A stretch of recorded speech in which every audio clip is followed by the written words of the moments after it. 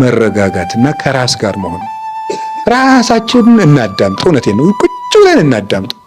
እንዲያው ምን እንደሆነ አንዳንድ ጊዜ እንደው ከሰው ተለይቶ ራሱ እንኳን አንድ ቀን ራሱ ቁጭ ማለት ብቻ ነው። ዝም ብሎ ቁጭ ማለት ዝም ብሎ እኮ ነው። ምንም ሳትጸልዩም ቢሆን እውነቴን አንድ አቡነ ዘበሰማያት ጧት አድርሳችሁ ቁጭ ብላችሁ ዝም ብላችሁ አስቡ እስኪ።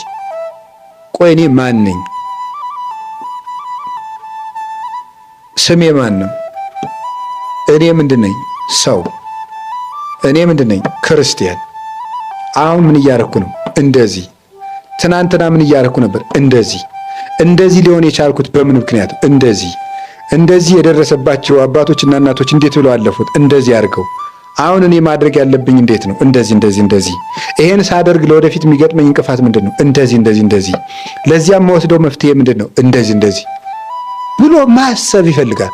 አሁን እኮ ማሰብ የለም። የሚያስብ እኮ ሰው የለም።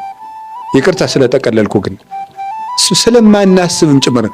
ሰይጣን ምንድነው የሚያደርገን ካላችሁ እንዳናስብ ነው የሚያደርገን። ቁጭ ብለን እንድናስብ አያደርግም።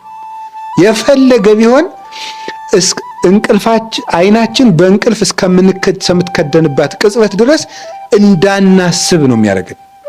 እንዳናስብ እያደረገ መተኛት፣ ከዛ ሳናስብ አድረን መነሳት፣ ሳናስብ ወጥተን መሄድ፣ ሳናስብ ውለን መግባት፣ ሳናስብ አምሽተን መተኛት፣ በቃ መዞር ማለት ነው። እንደዚህ እንዳይሆን እግዚአብሔር ጠርቶናል። የጠራን ለምንድን ነው ማለት? እኔ ለምንድን ነው የጠራኝ? ለጵጵስና ነው ለክህነት ነው እንዳትሉ ደግሞ። እኔ የጠራን ለምንድን ነው ካላችሁ መንግስቱን ሊያወርሰን ነው የጠራን። የሹመት ዲቁና ጵጵስና ቅስና አይደለም፣ መንግስቱን ሊያወርሰን ጠርቶናል።